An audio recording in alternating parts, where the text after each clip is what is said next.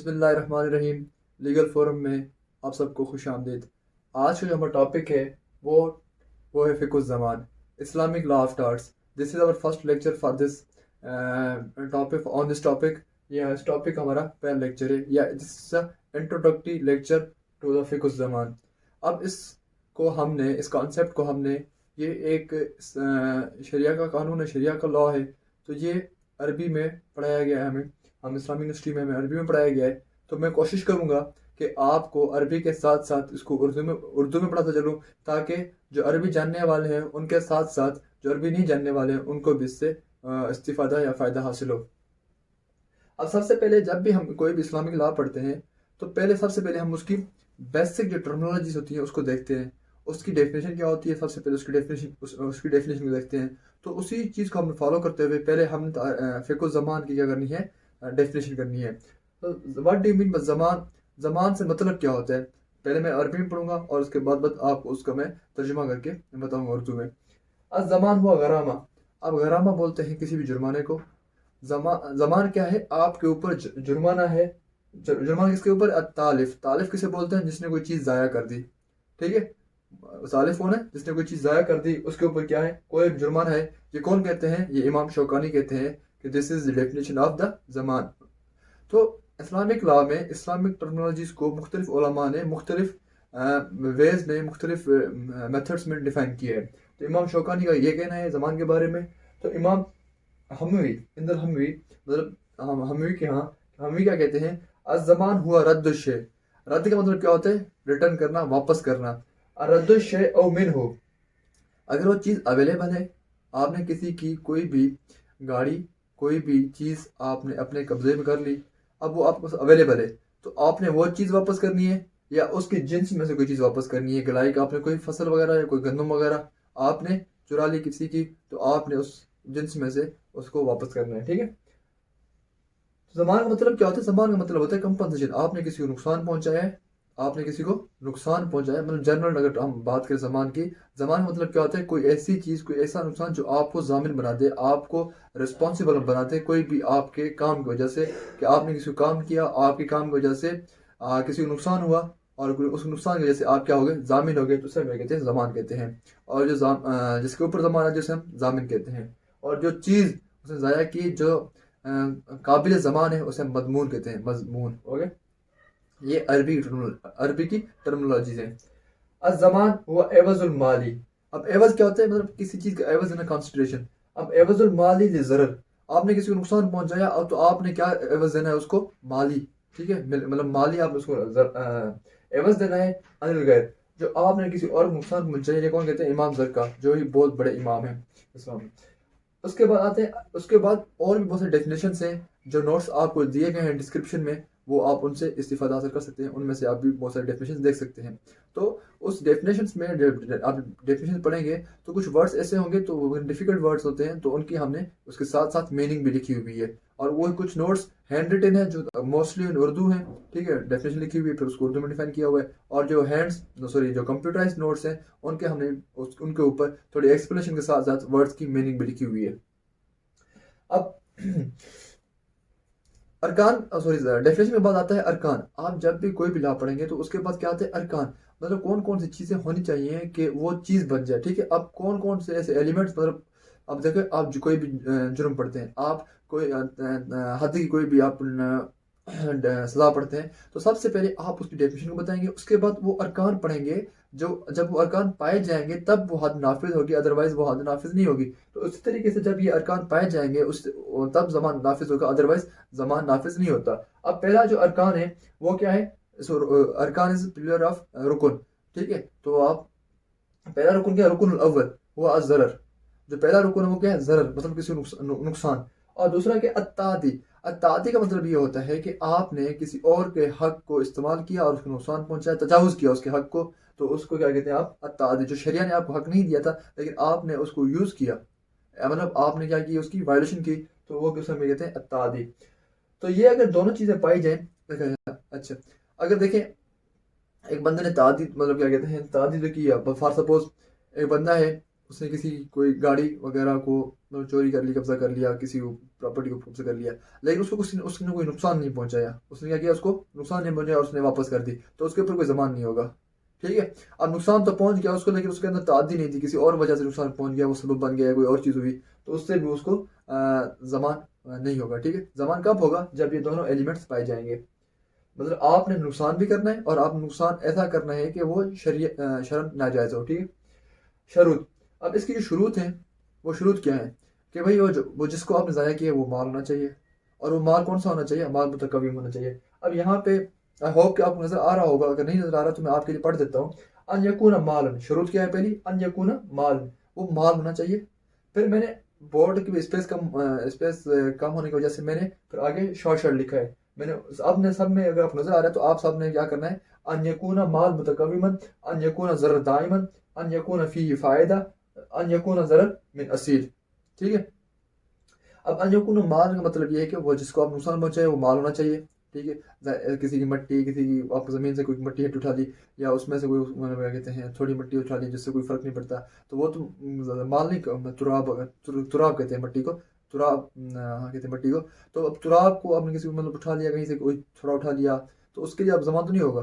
ठीक है। मतलब वो किसी माल को, किसी गाड़ी को, किसी ऐसी दूसरी प्रॉपर्टी को नुकसान पहुंचाया तो उसे हमें कहते हैं, और उसके लिए वो पहली शर्त है किसके लिए, जमान के लिए, कि वो माल होना चाहिए। और दूसरा क्या है, माल मुतकव्विमन, मतलब जायज़ माल होना चाहिए। ठीक है। जायज़ माल से मुराद क्या है कि भाई गैर मुतकव्विम ना हो, गैर मतलब जो हराम ना हो, खमर ना हो, खंजीर का बिजनेस ना हो, तो उसे हम क्या कहते हैं, मुतकव्विम। मतलब जायज़, और माल को किसी ने आपको नुकसान पहुंचा दिया तो उसके ऊपर आपको क्या होगा, जमान देना होगा।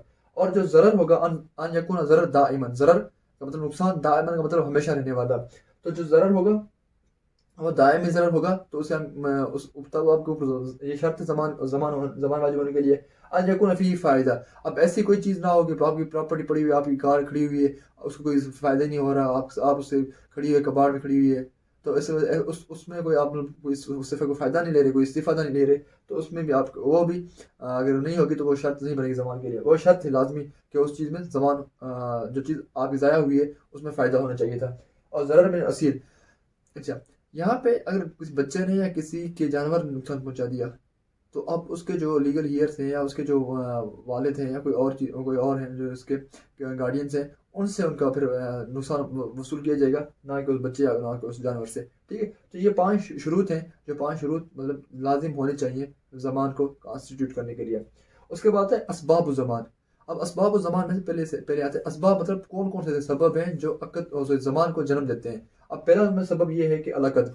अब देखिए आपके पास अक़द होना चाहिए। अब आपने अक़द किया मेरे साथ, कि अक़द अक़द बोलते हैं कॉन्ट्रैक्ट को, अक़द बोलते हैं कॉन्ट्रैक्ट को, कि भाई आपने ये चीज़ मुझसे खरीद के मुझसे ये चीज़ खरीदनी है आपने, और मुझे आपने पैसे देने हैं, तो दिस इज कॉल्ड कॉन्ट्रैक्ट। आपने ये मुझे प्रॉपर्टी मुझसे खरीद ली, आपका हक क्या है, आपको प्रॉपर्टी मिले, मेरा हक क्या है कि मुझे मेरे उसके पैसे मिले प्रॉपर्टी के। तो तो इसके कॉन्ट्रैक्ट अगर हुआ हमारे बीच, अब कॉन्ट्रैक्ट में ये होता है कि अभी चीज़ आपको मिली नहीं है, अब सेलर और बायर है यहाँ पे। अब सेलर ने चीज़ तो सेल कर दी, अब कब्जे किस में है, सेलर के कब्जे में है। अगर उसको नुकसान पहुंचता है तो उसका सेलर जिम्मेवार होगा। अगर बायर के पास चली गई, ठीक है, अगर किसके पास चली गई, बायर के पास चली गई, और बायर के हाथ उसको नुकसान पहुंच गया, अब बायर कब्जे में आ गई है, तो उस टाइम सेलर रिस्पॉन्सिबल नहीं होगा, सेलर के ऊपर कोई जमान नहीं होगा। तो ये अमल अकद का ये मतलब मकसद है कि आप कोई पोजीशन किसके पास है, और जब नुकसान पहुंचते वक्त तो उसके हिसाब से हम उसका ज़मान को डिटरमाइन करेंगे कि किसके ऊपर ज़मान वाजिब होगा। और उसके बाद है अल यद। यद का मतलब होता है पोजीशन, कब्जा। ठीक है। और यद की फिर दो अकसाम होती है, एक होती है यद्दुल ज़मान और दूसरी होती है यद्दुल अमाना। यद्दुल ज़मान से वो मुराद वो पोजीशन, वो कब्जा जो आपको ज़ामिन बनाए हर वक्त, चाहे आप उसे जानबूझ कर ज़ाया कर दें, कोई आपके पास चीज़ पड़ी हुई है, आपने उसको ज़ाया कर दिया जानबूझ कर, या किसी आप उसकी फिर केयर भी रखिए, मतलब उसको कहीं पे छुपा के भी रखा, फिर भी ज़ाया हो जाए, फिर भी आपके ऊपर क्या होता है, ज़मान वाजिब होता है। ठीक है। तो जब यद्दुल ज़मान, आपने कोई माल चोरी कर लिया, आपने किसी की प्रॉपर्टी के ऊपर कब्जा कर लिया, तो वो क्या होंगे, यद्दुल ज़मान में आएंगे। मतलब आपके पास ऐसा कब्जा जो आपको हमेशा जामिन बनाए, उसे हम कहते हैं यद्दुल ज़मान कहते हैं। चोरी का माल हो गया, या किसी तरीके से छीना हुआ माल हो गया, गासिब, जैसे कोई किसी से कोई चीज़ छीन लेता है। और यद्दुल, फिर दूसरा होती है यद्दुल अमाना। अब आप किसी के पास अमानत रखवाते हैं, क्या करते हैं, आप किसी के पास अमानत रखवाते हैं। अब अमानत वाले के पास फिर उसके ऊपर हो भी सकती है ज़बान और उसके ऊपर ज़बान नहीं भी हो सकती है। अब जब ज़बान हो सकती है उसके लिए क्या सिचुएशन है कि उसने ड्यू केयर नहीं की, उसने जैसे केयर करनी चाहिए थी उसे। अब देखे कोई उसने कोई प्रॉपर्टी के कागजात दिए, अब उसने ऐसे ही बाहर कहीं किसी भी ना रूम पे किसी भी अपने बेटों के अपने जो अपने घर घर में जो मुख्तलिफ कमरे हैं उनमें से किसी कमरे में रख दी, उधर से वो कहीं चला गया, ठीक, गुम हो गया, तो उसके लिए वो अब उसके पास तो अमानत रखवाई हुई थी ना, तो वो उसमें उसके उसमें वो जामिन होगा, ठीक है। अगर उसने प्रॉपर केयर की, उसने ऐसी जगह पे रखा जहाँ पे वो अपने प्रॉपर्टी के कागजात रखता है उस बंदे ने, तब वो क्या होगा, जामिन नहीं होगा, ठीक है। तब मतलब उसकी अगर ड्यू केयर कर रहा है, ठीक है, तब जामिन नहीं होगा। और वो चीज़ ज़ाया हो रही है, उसके कब्जे में पड़ी हुई है, लेकिन ज़ाया हो रही है, कैसे ज़ाया हो रही है, by by nature, by act of God, ठीक है। जलजिला आ गया, आपने किसी के ऊपर अपना घर रखवा दिया घर रखवा दिया, तो अब घर जलजिले में गिर गया, जलजिला आने के बाद घर गिर गया। जब घर गिर गया तब क्या होगा, आपके ऊपर जमान नहीं होगा, क्योंकि घर आपकी वजह से नहीं गिरा, घर किसकी वजह से गिरा है, द एक्ट ऑफ गॉड। तो एक्ट ऑफ गॉड और विद द ड्यू केयर आपके ऊपर जमान नहीं होगा। अगर आपकी नेग्लिजेंस है, आपकी जब नेग्लिजेंस होगी तब आपके ऊपर जमान लाजिम होगा। और इसमें इमाम अहमद बिन हम्बल इसको फिर और डिफाइन करते हैं, इस चीज़ को एक अलग तरीके से डिफाइन करते हैं। इमाम अहमद बिन हम्बल कहते हैं तुफीद मिल्क वला युदमिन, तुफीद मिल्क वला युदमिन। अब देखो किसी और की मिल्कियत थी, वो आपके मिल्कियत में आ गई है, तो आपके ऊपर जमान नहीं होगा। किसी और की मिल्कियत थी, आपके मिल्कियत में आ गई है, ठीक है, वो तो आपके ऊपर जमान नहीं होगा। हमने क्या कहा था, आपके ऊपर जमान होना है जब कोई किसी और की मिल्कियत आपके पास आनी है। तो यहाँ पे इमाम अहमद बिन हम्बल कह रहे हैं तो फिर जो मिल्क वला युदमिन, किसी और की मिल्कियत आपकी मिल्कियत में आ गई, जामिन आप नहीं होंगे। अब वो कौन सी मिसाल है, जैसे कि आपको किसी भी जंग में गनीमत माल मिलता है, या माल हरबी जो आपको मिलता है, तो वो तो आपका हो जाता है ना, आपने कुव्वत से हासिल किया है, आपने जंग करके हासिल किया है, तो उसके ऊपर आपको फिर जमान नहीं होता। और दूसरा उसके लिए इमाम अहमद बिन हम्बल कहते हैं ला तुफीद मिल्क वला युदमिन, आप मालिक भी नहीं है, आप मालिक भी नहीं है और आप जामिन भी नहीं बनेंगे। आप एक ऐसी चीज़ अपने कब्जे में ला रहे हैं जिसके आप मालिक भी नहीं है, ठीक है, इसमें आप मालिक भी नहीं है और आपके ऊपर जबान भी नहीं होगा। अब वो कौन सी सिचुएशन है, अगर वालिद अपने बेटे से कोई भी प्रॉपर्टी छीन लेता है, अपने कब्जे में कर लेता है, तो वालिद के ऊपर कोई भी जबान नहीं होगा उस बेटे के हिसाब से, उस बेटे के एक्सटेंड से। ला तुफीद मिल्क वला युदमिन, सॉरी, ला तुफीद मिल्क व युदमिन। अब आपकी प्रॉपर्टी तो नहीं है, आपकी प्रॉपर्टी नहीं है, लेकिन आपके कब्जे में है, तो आप जामिन होंगे। लाइक चोरी वगैरह का या कब्जे वगैरह का मामला है, तो उसमें आप क्या होंगे, जामिन होंगे। उसके बाद जो असबाब है, सबब है, तीसरा सबब कौन सा है, सबब सालिस, सालिस मतलब तीसरा, इत्तलाफ। इत्तलाफ मुबाशिर, इत्तलाफ मुतसब्बिब। अब इत्तलाफ एक बंदा ऐसा, मुबाशिर का मतलब ये होता है कि डायरेक्ट करने वाला, मुबाशिर मतलब डायरेक्ट, मुबाशिर का मतलब क्या होता है, डायरेक्ट। अब जो डायरेक्ट करने वाला है किसी भी काम का, ठीक है, उसके जरिए आपकी प्रॉपर्टी को नुकसान पहुंचा, उसके जरिए आपकी प्रॉपर्टी को क्या हुआ, नुकसान पहुंचा या आपको नुकसान पहुंचा। यहाँ पे सिर्फ जो जमान होता है वो सिर्फ प्रॉपर्टी से मुख्तस नहीं होता, जमान आपकी नफ्स, मतलब आपकी जान से भी मुतल्लिक हो सकता है, ठीक है। किसी ने आपका कोई जिस्म का उज़ू काट लिया, किसी ने आपको जख्मी कर दिया, किसी ने आपकी जान ले ली, मतलब किसी ने आपका मतलब कत्ल कर दिया, तो आपके लीगल हियर्स आके आपका उससे किसास वगैरह ले सकते हैं। तो ये क्या होता है, ये मुबाशिर, मतलब जो काम को करने वाला है उसे हम क्या कहते हैं, मुबाशिर। जो खुद करता है, ठीक है, उसे मुबाशिर कहते हैं। अब एक बंदा होता है जिसकी वजह से कोई काम होता है, जिसकी वजह से किसी को कोई नुकसान होता है, तो वो उसे हम कहते हैं मुतसब्बिब। अल मुबाशिर तो वो हो गया कि भाई आपकी ज़मीन में कब्जा कर लिया, आपकी गाड़ी चोरी कर ली डायरेक्ट उसने, ठीक है। और फिर अब क्या होगा, वो जो मुतसब्बिब है उसने अपनी ज़मीन, उसकी ज़मीन है, उसकी ज़मीन से रास्ता गुजरता है, तो उसने क्या किया, उसको पसंद नहीं था कि लोग उसके रास्ते से आए जाएँ, उसकी ज़मीन में से गुजर सफ़र करें, तो उसने क्या कर दिया, रास्ता तो आम आवाम के लिए था, रोज़ आवाम आती जाती रहती है, रूटीन का एक रास्ता था, लोग उससे आते जाते रहते थे, उसने रात को क्या कर दिया, उस वहाँ पे गड्ढा खोद दिया। और सुबह आवाम जब उठी, जब वो आ रहे थे, तब उनको पता नहीं था, तब वो उसके अंदर गिर गए, उसके गड्ढे के अंदर गिर गए। अब देखो यहाँ पे वो डायरेक्ट तो उसने आके उस गाड़ी को धक्का नहीं दिया, उसके अंदर डायरेक्ट आके उसने उस इंसान को धक्का नहीं दिया, लेकिन उसका जो काम था उसके सबब से उस बंदे को क्या हुआ, नुकसान हुआ, तो उसे हम कहते हैं मुतसब्बिब कहते हैं। तो इसके आगे हमने हुक्म पढ़ने हैं कि जब मुबाशिर, जब कायदा फ़िक़ही जब हमने लेक्चर 3 में अपलोड करने हैं, तो उसमें हमने मुबाशिर और मुतसब्बिब के बारे में डिटेल के साथ पढ़ना है, तो मुबाशिर कब जामिन होगा और मुतसब्बिब कब जामिन होगा, ठीक है। तो ये this is the basic introduction of the फ़िक़्हुल ज़मान। और फ़िक़्हुल ज़मान के बाद फिर इसके आते हैं महल्लुल ज़मान। महल्लुल आफाकुल ज़मान आफाकुल ज़मान का मतलब होता है महल ज़मान। महल का मतलब होता है सब्जेक्ट मैटर, ठीक है। जो सब्जेक्ट मैटर है ज़मान का वो कौन है? एक होता है ज़मान नफ्स और ज़मान माल, ठीक है। फिर महल ज़मान फिर दो कैटेगरीज में डिवाइड होते हैं। पहला होता है ज़मान नफ्स और दूसरा होता है ज़मान माल। अब जो ज़मान नफ्स है वो ये है कि आपने किसी को ज़ख्म पहुंचाया, आपने किसी को कोई चोट पहुंचाई, तो उस चोट के बदले जो उसका ज़मान होगा वो काजी डिटरमाइन करेगा। काजी डिटरमाइन करके उसका फिर वो ज़मान ग्रांट किया जाएगा। अगर उसने आपका हाथ काट लिया, उसने कोई आपका उज़ो काट लिया, कोई भी आपका मतलब पार्ट ऑफ द बॉडी काट लिया, तो उसका क्या होगा? किसास होना है फिर, ठीक है। तो उसमें मतलब ये कोई कंपनसेशन करनी होनी। उसके बाद ज़मान माल। और ज़मान माल again divided into the two types. One is अमानत, दूसरी सेकंड इज मजमूनात। अब मजमूनात, पहले मैंने आपको बताया था मजमून कौन सी चीज़ होती है? वो चीज़ जिसके ऊपर ज़मान वाजिब हो जाता है तो उसे हम मजमून कहते हैं। और जो अमानत होती हैं, अमानत में पहले मैंने आपको कॉन्सेप्ट बताया था यद्दुल अमाना वाला। तो वही सेम है कि अगर आप एक अमानत ले रहे हैं किसी बंदे से, किसी की चीज़ आपके पास आ रही है, तो कैसे आ रही है? बिरज़ा साहिबिहा, जो मालिक है उसकी रजामंदी के साथ आपके पास वो चीज़ आ रही है। तो अगर उसमें आपने लापरवाही की, उसकी वजह से नुकसान हुआ, तो आप जामिन। अगर आपकी लापरवाही से नहीं, कोई डिजास्टर हुआ, कोई आपने ड्यू करके विदाउट मतलब ड्यू के बावजूद वो लॉस हो गई, तो आपके ऊपर जमान नहीं होगा। अब बिदून रिजा साहिबिया, अब वो जो मालिक है उसकी आपको परमिशन हासिल तो नहीं है, लेकिन फिर भी वो आप अपने पास रख लेते हैं अमानत या कुछ भी, तो उसमें आपको लाइक कोई चीज़ आपको कहीं से मिलती है, ठीक है, या कोई चीज़ किसी को ऑफिस में भूल जाती है, वो आप लेके आते हैं अपने साथ, ठीक है। तो उसमें आपके रिजा तो नहीं थी उसकी मालिक की। तो अगर वो आपसे चीज़ ज़ाया हो जाए, चाहे आपके अपनी लापरवाही की वजह से या नेचुरल डिजास्टर की वजह से, तो वो क्या होगी? आपके ऊपर जमान होगा। अब जो मजमूनात हैं, मजमूनात में फिर सबसे पहले आती है ज़मानुल ऐन। ऐन का मतलब क्या होता है? जो कमोडिटी आपके सामने मौजूद है, ठीक है, जो ये इसको हम पेन या मतलब मौजूद है, इसे हम कहते हैं ऐन, ठीक है। मतलब जिसकी शक्ल या जिस जो हमारे सामने मौजूद है उसे हम क्या कहते हैं? ऐन कहते हैं। तो उसके ऊपर जमान होगा कि नहीं होगा? हाँ, उसके ऊपर जमान होगा। एक इमूवेबल प्रॉपर्टी आती है, क्या आती है? इमूवेबल प्रॉपर्टी, अल इकार।